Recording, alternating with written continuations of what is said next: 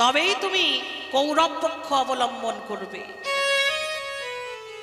বর্বরিক হাসতে হাসতে বলছে, ঠাকুর আমার কত সৌভাগ্য দেখো। আমার মা আমাকে বলেছিল যে পক্ষটা দুর্বল পক্ষ সেই পক্ষ অবলম্বন করিস। আমি কৌরবদের পক্ষ অবলম্বন করেছি। কেন জানো ঠাকুর? আমি যদি পঞ্চ পাণ্ডবদের পক্ষ অবলম্বন করি তাহলে কৌরবদের কেউ না কেউ আমাকে মারবে, আমাকে অভক্তের হাতে মরতে হবে, অসুরের হাতে মরতে হবে। এটা আমি চাইনি। সেই জন্যই আমি দুর্যোধনের পক্ষ অবলম্বন করতে চেয়েছি। কেন জানো? আমি যদি দুর্যোধনের পক্ষ অবলম্বন করি তাহলে পঞ্চ পাণ্ডবের কেউ না কেউ আমাকে মারবে। মরার সময় এইটা তো জানবো যে আমি ভক্তের হাতে মারা গেছি। এর থেকে সৌভাগ্য আর কি হতে পারে? কিন্তু আমি জানতাম না আমার এত সৌভাগ্য অপেক্ষা করছে।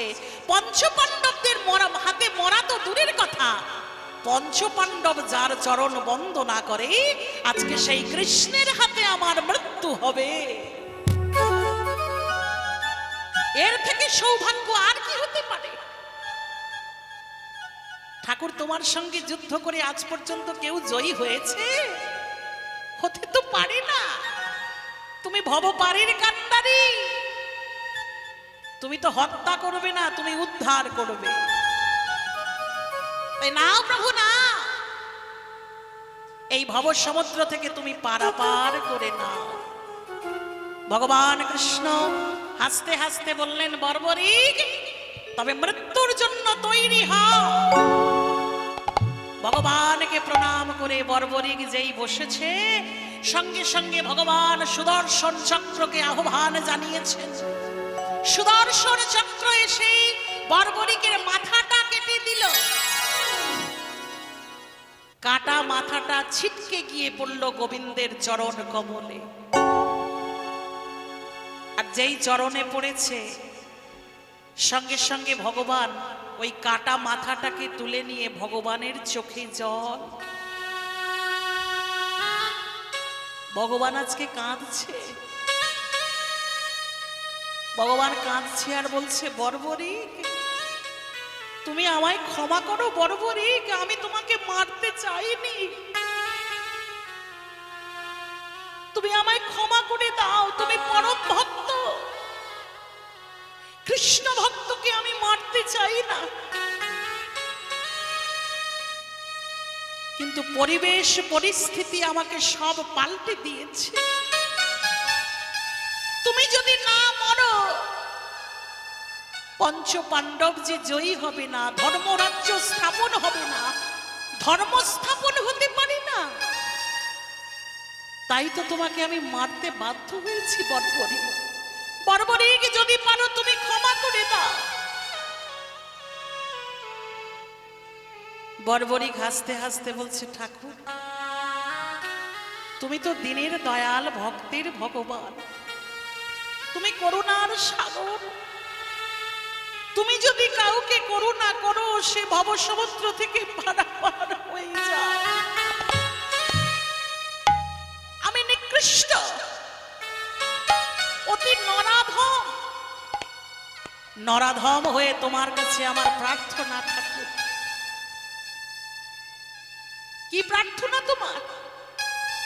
বর্বরিক তুমি আমার কাছে যা চাইবে তাই পাবে। বলো বর্বরিক তুমি কি চাও? বর্বরিক বলছে, ঠাকুর আমি তোমার কাছে বলবো না আমায় টাকা পয়সা দাও, আমি তোমার কাছে বলবো না আমায় বাড়ি গাড়ি দাও, আমি তোমার কাছে বলবো না আমাকে স্বর্গরাজ্য দাও। কি চাও তুমি? তোমার কাছে আমি চাইছি ঠাকুর তুমি আমাকে এইটুকু কৃপা করো, যে কুরুক্ষেত্র যুদ্ধে আমি অংশগ্রহণ করতে যাচ্ছিলাম সেই কুরুক্ষেত্র যুদ্ধটা, সমস্ত যুদ্ধটা আমি যেন দুটি নয়ন ভরে দর্শন করতে পারি। এই আমার প্রথম চাওয়া। আমার দ্বিতীয় চাওয়া, দ্বিতীয় প্রার্থনা হচ্ছে, আমি যে কুরুক্ষেত্র যুদ্ধটা দেখব, আমাকে যেন কেউ না দেখতে পায়, সকলের আড়াল থেকে আমি ওই যুদ্ধটা দেখব। তুমি কৃপা করো ঠাকুর, তুমি কৃপা করো, আমি যেন সকলের আড়াল থেকে ওই কুরুক্ষেত্র যুদ্ধটা, সমস্ত কুরুক্ষেত্র যুদ্ধ আমি দর্শন করতে পারি। ভগবান বললেন তথাস্তু, তাই হবে বর্বরিক, তাই হবে। সমস্ত কুরুক্ষেত্র যুদ্ধটা তুমি নয়ন ভরে দেখবে, আর তুমি যে কুরুক্ষেত্র যুদ্ধ দেখছো, তোমাকে কেউ দেখতে পাবে না। তাই সমবেত ভক্তমণ্ডলী, আমার মায়েরা, এই সেই বর্বরী, দেহটা চলে গেল, দেহটা স্থান পেল গোবিন্দের চরণে, বাকি রইল শুধু মাথা। সমস্ত কুরুক্ষেত্র যুদ্ধটা ওই বর্বরী কিন্তু একা দেখেছিল নয়ন ভরে। আজকে এই সেই বর্বরী অর্জুন আর ভীমের মাথার উপরে আজকে সেই কাটা মুন্ড রূপে সে হাসছে। ভগবান কৃষ্ণ বললেন, ভীম, এই সেই বর্বরী যে যুদ্ধ থেকে সরে দাঁড়িয়েছিল বলেই তোমরা ধর্মরাজ্য স্থাপন করতে পেরেছো, তোমরা যুদ্ধে জয়লাভ করতে পেরেছো। এই সেই বর্বরী, এর কাছে তোমাদের কৃতজ্ঞ থাকা উচিত, অভিমান নয়, অহংকার নয়। ভীম বলছে, সখা, সত্যি বড় ভুল হয়েছে। সত্যি তাই, বড় ভুল হয়েছে। এ ভুল আর হবে না সখা। অভিমান করে, আত্ম অহংকারে ডুবে আমরা তোমাকে ভুলে গিয়েছিলাম। বর্বরী কি বললেন, দাদু, যে কৃষ্ণ ভবপারের কান্ডারি, যে কৃষ্ণের অঙ্গুলি হেলনে সৃষ্টি স্থিতি লয় প্রলয় হয়, আর তাকে বাদ দিয়ে তোমরা কিনা বলছো তোমরাই যুদ্ধে জয়লাভ করেছো, তোমাদের জন্য যুদ্ধে জয় এসেছে। অহংকার ত্যাগ করো, অভিমান ত্যাগ করো। অভিমান শূন্য হলে তবেই ভগবানের সঙ্গ পাওয়া যায়। তাই আজকে ভীম আর অর্জুনের সমস্ত অভিমান দূর হয়ে গেল। অভিমান দূর হয়ে ভগবানের চরণে কেঁদে কেঁদে বলছে, প্রভু, সত্যি তাই, তোমার চরণে যদি আশ্রয় না পেতাম তাহলে আমরা এইভাবে জয়লাভ করতে পারতাম না। তাই সমবেত ভক্তমণ্ডলী, আমার ভক্তিমতী মায়েরা, অভিমান নয়, অহংকার নয়, আত্ম অভিমানে যারা যারা ডুবেছে তারা ভগবানের থেকে দূরে সরে গেছে। তাই অভিমানটাকে ত্যাগ করে শুধু ভক্তি ভরে, শুধুই ভক্তি ভরে, ভক্তি মনে মনে ভক্তি এনে আমরা একই সঙ্গে একভাবে একভাবে একই সুরে একই কণ্ঠে কণ্ঠ মিলিয়ে আমরা শুধু ডাকবো। কেমন? কি বলবো? হরে কৃষ্ণ কৃষ্ণ কৃষ্ণ হরে হরে, হরে রাম রাম রাম হরে হরে, হরে কৃষ্ণ কৃষ্ণ হরে হরে, হরে রাম রাম রাম হরে হরে, হরে কৃষ্ণ কৃষ্ণ কৃষ্ণ হরে হরে, হরে রাম রাম রাম হরে হরে, হরে কৃষ্ণ কৃষ্ণ কৃষ্ণ হরে হরে, হরে রাম রাম রাম হরে হরে। হরি বল হরি বল হরি বল। আমি একা বলবো কি বাবা? ও মায়েরা সবাই বলছেন তো? সবাই যদি দিতে হয় তাহলে দ্রৌপদীর মতো দিয়ে দাও না। ভগবানের চরণে দিতে হয় যদি 16 আনা দিতে হবে, তা এইভাবে দিতে হবে। কিভাবে? সবাই এইভাবে, যা রাধে দিতে যদি হয় সম্পূর্ণরূপে আত্মসমর্পণ। হরে কৃষ্ণ কৃষ্ণ কৃষ্ণ কৃষ্ণ হরে হরে, হরে রাম রাম রাম হরে হরে, হরে কৃষ্ণ কৃষ্ণ কৃষ্ণ কৃষ্ণ হরে হরে, হরে রাম রাম রাম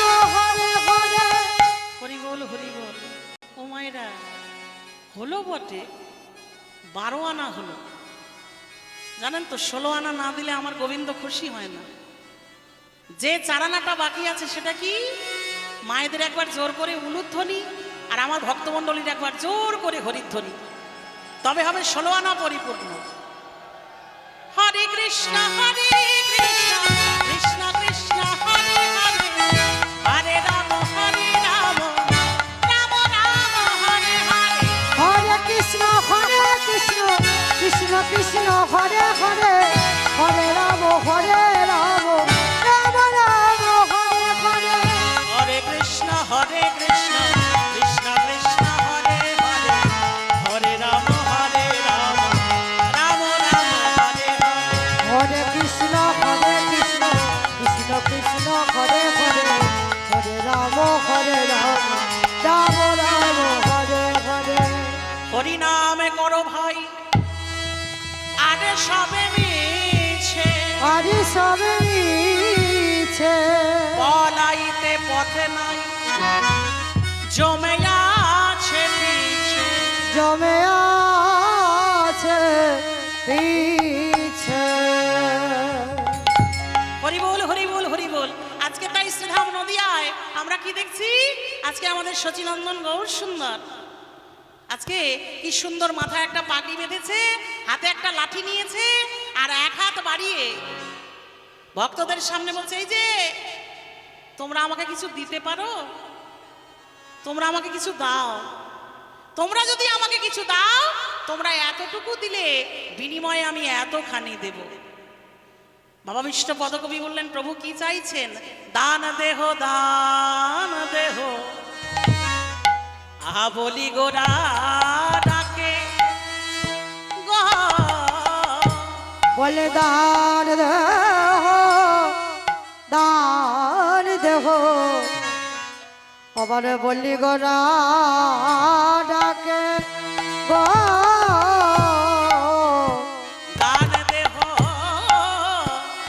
দান দেহ, বলি গোরা ডাকে গো। বলে দান দেহ দান দেহ, আবার বলি গোরা ডাকে গো। আহা নদিয়া আর নদিয়া, নাগরী সভা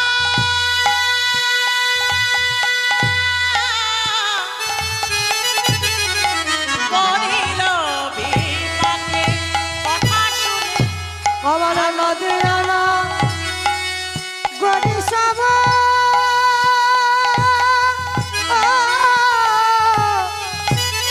পড়িল বিপাকে। হরি বল হরি বল হরি বল। নদিয়ার এক নাগরী আর এক নাগরীকে ডেকে বলছে, এই দিদি, এ দিদি শোন না, এই শুনে যা। কি বলছিস বল? এই যে দেখ, বলে কিসের দান চাই গো, বলে কিসের দান চাহে গো, কিসের দান চাই গো, বলে কিসের দান চাহি গো। ভাবে নিধি গৌর হরি, কিসের দান চাই গো, আমার ভাবে নিধি গৌর হরি, কিসের দান চাহে গো। ভাবে নিধি গৌর হরি, কিসের দান চাই। আমার ভাবে নিধি গৌর হরি, ভাবে তো কিছু বুঝতে না, আমার ভাবে নিধি গৌর হরি, আপনি কিছু বুঝেন ভাবে নিধি গৌর হরি, ভাবে তো কিছু বুঝতে না। ভাবে নিধি গৌর, আপনি কিছু বুঝেন ভাবে নিধি গৌর হরি, কিসের দান চাহি গো। আমার নদিয়ানা গরি সব আমার পড়িল বিপাকে, পড়িল বিপাকে।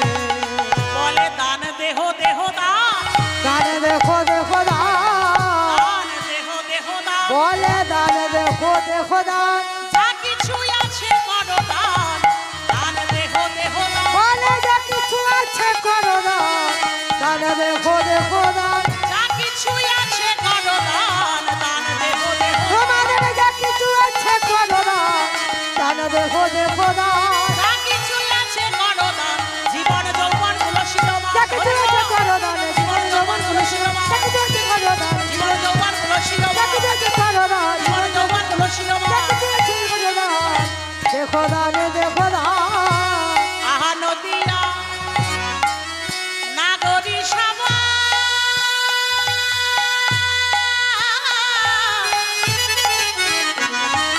দেখো পড়িল বিপাকে পড়িল কৃষ্ণ অবতারে আমি সাধিয়াছি দান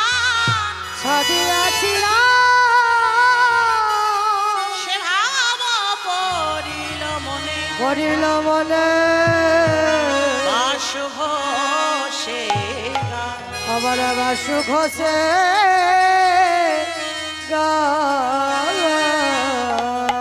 হরিবোল হরিবোল হরিবোল হরিবোল। আমার ভক্তমণ্ডলী মায়েরা, এই যে দানলীলা আজকে প্রসঙ্গ আমাদের, তা আজকে গৌর হরি বলছেন তোমরা আমাকে কিছু দাও, দান করো। এখন প্রশ্ন, ভগবানকে আমরা দেব কি?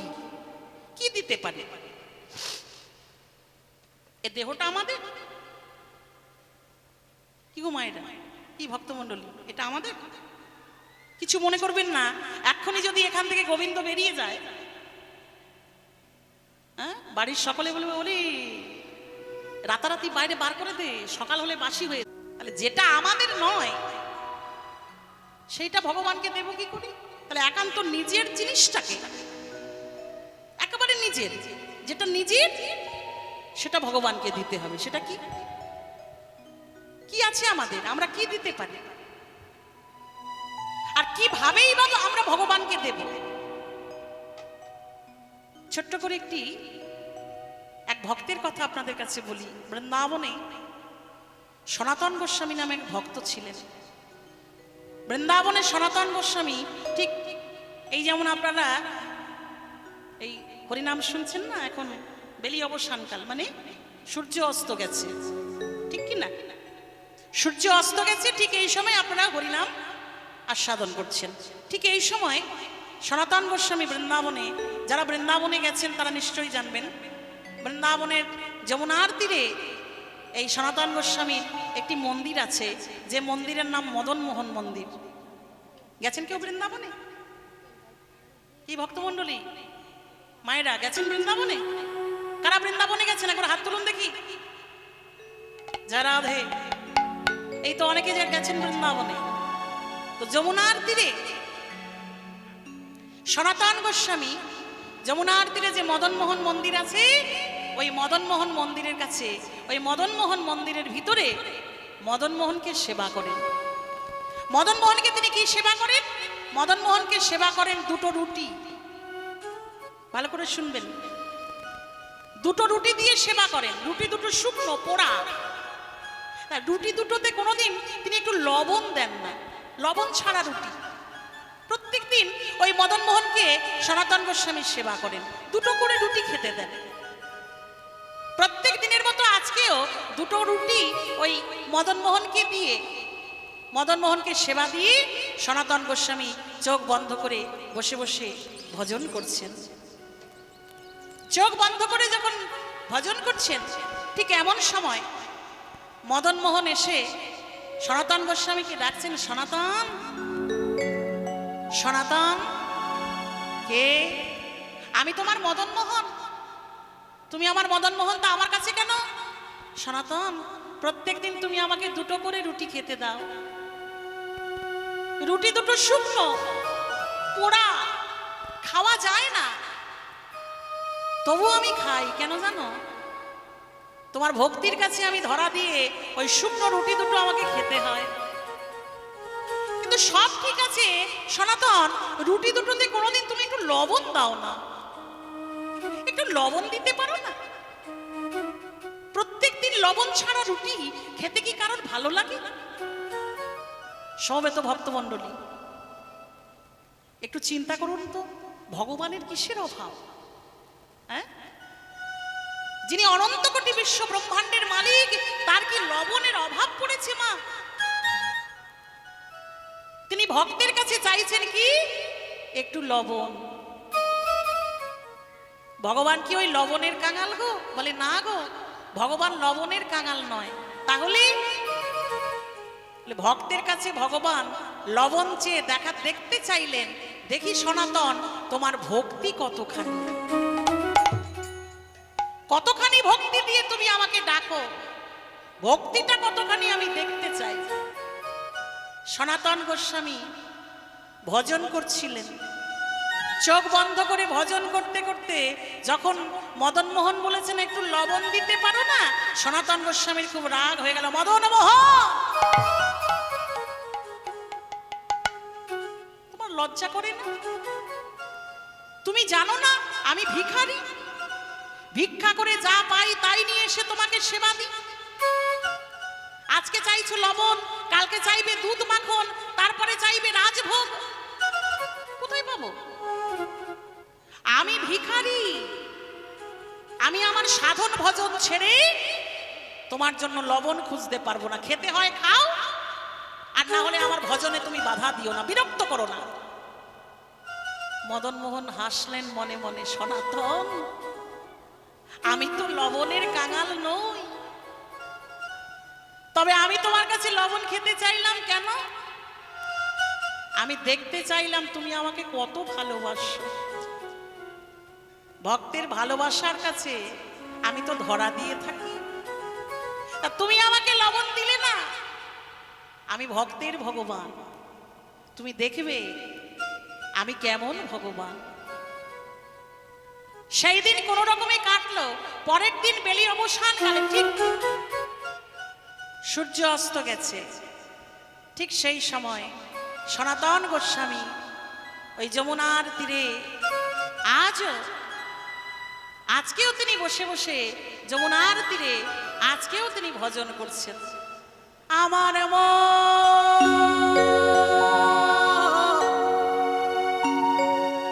আমার মন মন্দিরে মদন মোহন দাঁড়াবে না কি গো আসিয়া। আমার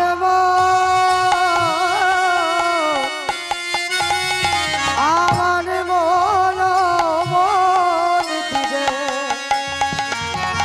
মদন মোহন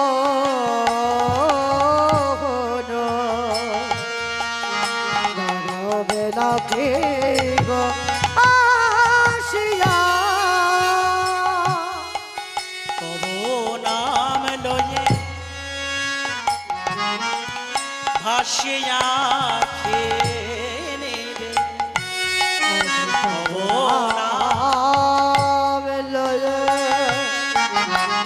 ভাসে আখে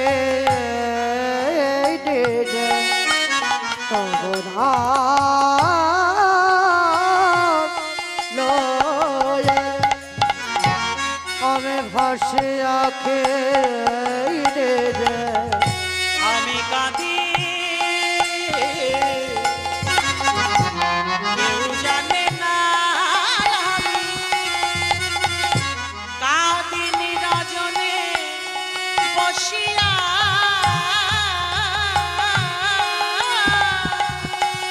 আমার মন দিলে মদন জানাবে না কি গো আসিয়া।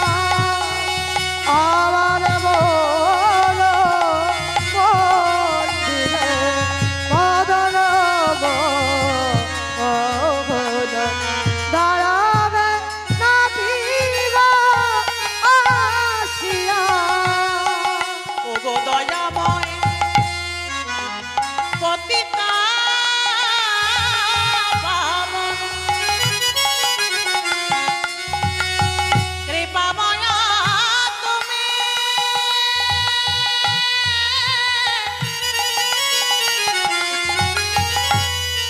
ভগত বৎসল ও গো দয়া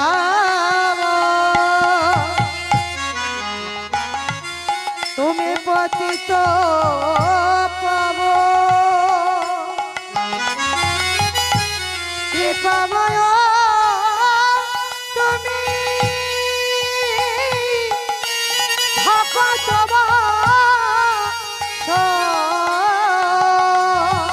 আমায় অন্তিম কালেতে দিও শ্রীচরণ। আমার অন্তিম কালে প্রিয় শ্রীচরণ এই আশা ছিল মনে মনে, আমার মন মন্দিরে মদন মোহন দাঁড়াবে নাকি গো আসিয়া। আমার মন মন্দিরে মদন মোহন তবে নাকি আসিয়া। মদন মোহনের যমুনার তীরে সনাতন গোস্বামী এইভাবে ডাকছেন, আর এমন সময় ভক্তমণ্ডলী মদন মোহনের কি ইচ্ছা, এক নৌকো লবণ নিয়ে রামদাস বণিক চলেছেন মথুরার উদ্দেশ্যে। এক নৌকো লবণ, প্রত্যেক দিন তিনি ওইভাবে যমুনা দিয়ে যাতায়াত করেন, আজকেও চলেছেন। কিন্তু দেখুন কি আশ্চর্য, যেই মদন মোহন মন্দিরের সামনে নৌকাটা এলো, মদন মোহনের ইচ্ছায় ওই এক নৌকো লবণ যমুনার চড়ায় গেল আটকে। একজন আর একজনকে বলছে, এই ভাই কি অবস্থা হলো, হায় হায় হায়, এখন উপায় কি হবে, ওরে সরিয়ে দে। সবাই মিলে ঠেলাঠেলি করছে। ভগবান যাকে আটকায় কেউ তাকে সরাতে পারে মা? তাই দেখা গেল ওই এক নৌকো লবণ যমুনার চড়ায় আটকে গেছে, কিছুতেই সরানো যাচ্ছে না। রামদাস বণিক ওপর থেকে দেখছে, হায় হায় হায়, কি আশ্চর্য, এক নৌকো লবণ যমুনার চড়ায় আটকে গেছে, কি হবে উপায়? সঙ্গে সঙ্গে, কে কোথায় আছো, বাঁচাও বাঁচাও বাঁচাও বাঁচাও। হঠাৎ লক্ষ্য করলেন যমুনার তীরে এক বৈষ্ণব বসে বসে ভজন করছেন। রামদাস বণিক ওই নৌকো থেকে নেমে এক ছুটে চলে গেলেন সনাতন গোস্বামীর কাছে। বৈষ্ণব ঠাকুর, বৈষ্ণব ঠাকুর, কে বাবা তুমি? আমি রামদাস বণিক, আমি বাণিজ্য করি বেড়াই। আমার কাছে কেন? আমার এক নৌকো লবণ যমুনার চড়াই আটকে গেছে, তুমি একটা কিছু করো বাবা। রামদাস, আমি বিপদ থেকে রক্ষা করার কে? আমার কিচ্ছু ক্ষমতা নেই, তবে হ্যাঁ, এই বিপদ থেকে যদি রক্ষা পেতে চাও তাহলে এখনই চলে যাও আমার মন্দিরে, আমার মদন মোহনের কাছে। যদি কিছু করতে পারে আমার মদন মোহনই করতে পারে। সঙ্গে সঙ্গে ওই রামদাস বণিক ছুটতে ছুটতে গেলেন মদন মোহনের কাছে। মদন মোহনের চরণ দুটি স্পর্শ করে বললেন, মদন মোহন, আমার ওই নৌকা, এক নৌকো লবণ, লবণের নৌকাটাকে যদি চড়া থেকে সরিয়ে দাও, আমি কথা দিচ্ছি আমি যতদিন বাঁচবো তোমার সেবার কোনো ত্রুটি হবে না, আর আমি মরে গেলেও কোনোদিন তোমার সেবার কোনো ত্রুটি রাখবো না। তাহলে ভক্তমণ্ডলী মায়েরা, ভগবান যদি ইচ্ছা করে নিজের জিনিস নিজে আদায় করে নিতে পারে, ঠিক কি না? বলে আমি যতদিন বাঁচবো ততদিন সেবা জুগিয়ে যাব, আর আমি মরে গেলে আমার বংশধর যারা আছে তারা তোমাকে সেবার বস্তু সময় মতো দিয়ে যাবে।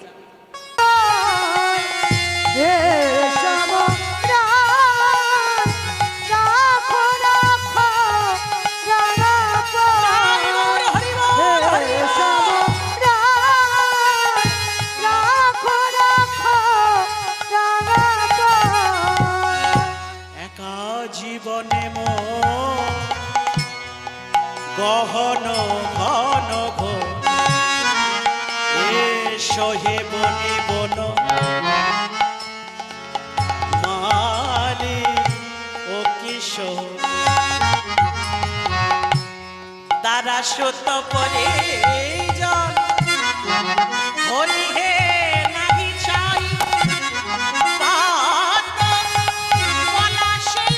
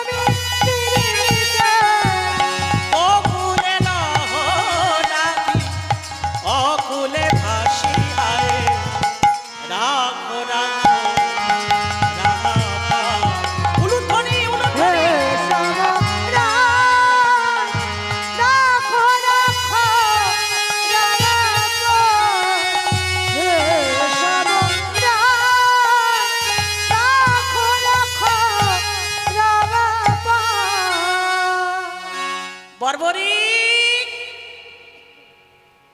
বর্বরিক। কে? আমি কৃষ্ণ, চতুর্চূড়ামণি কৃষ্ণ বর্বরিকের সামনে এসে হাত বাড়িয়ে দাঁড়িয়েছে। বর্বরিক বলছে, ঠাকুর তুমি আমার সামনে এসে দাঁড়িয়েছো? বাহ, কুরুক্ষেত্র যুদ্ধে আমি যাচ্ছি, তা যাবার সময় তোমাকে দর্শন করে যাচ্ছি, এই যে আমার পরম আনন্দের সৌভাগ্যের বিষয়। বর্বরিক, তুমি যুদ্ধে যাচ্ছ? বর্বরিক বলছি, হ্যাঁ ঠাকুর, আমি যুদ্ধে যাচ্ছি। আচ্ছা, তুমি কোন পক্ষকে সমর্থন করছো? তুমি কোন পক্ষে অবলম্বন করবে? কোন পক্ষের হয়ে তুমি যুদ্ধ করতে যাচ্ছ? নিশ্চয়ই পঞ্চপাণ্ডবের পক্ষ,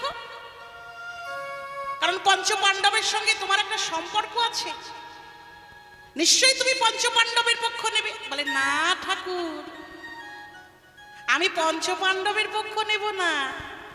আমার মা বলেছে, বর্বরিক শোন, যুদ্ধে যদি অংশ নিতে হয়, যে পক্ষটা দুর্বল পক্ষ তুই সেই পক্ষে অবলম্বন করবি। দুর্বল পক্ষ মানে পঞ্চপাণ্ডবের পক্ষই তো দুর্বল পক্ষ। কি করে হয় ঠাকুর? কৃষ্ণ বলছেন, কেন? পঞ্চপাণ্ডবের পক্ষে মাত্র 7 অক্ষহীনী সেনা, আর কৌরবের পক্ষে আছে 18 অক্ষহীনী সেনা। তাহলে দুর্বল পক্ষ কে? বর্বরিক বলছে, ঠাকুর যে পক্ষে স্বয়ং কৃষ্ণ থাকে সেই পক্ষটা কি দুর্বল হতে পারে ঠাকুর? যে পক্ষে স্বয়ং চক্রধারী কৃষ্ণ রয়েছে সেই পক্ষটা কি দুর্বল পক্ষ হতে পারে? পারে না। সেই জন্যই তো আমি কৌরবের পক্ষ নিতে যাচ্ছি। ভগবান কৃষ্ণ মনে মনে চিন্তা করলেন, বর্বরিক যদি কৌরবদের পক্ষ নেয় তাহলে পঞ্চপাণ্ডবের পরাজয় অবশ্যম্ভাবী, হারবেই। এইখানেই ভগবান কৃষ্ণ একটা চাতুরি করলেন। চাতুরি করে বললেন, বর্বরিক আমার কথা শোনো, যুদ্ধে তুমি যেতে পারো, তবে একটা শর্ত আছে। কি শর্ত ঠাকুর? বলে, তোমাকে আগে আমার কাছে পরীক্ষা দিতে হবে।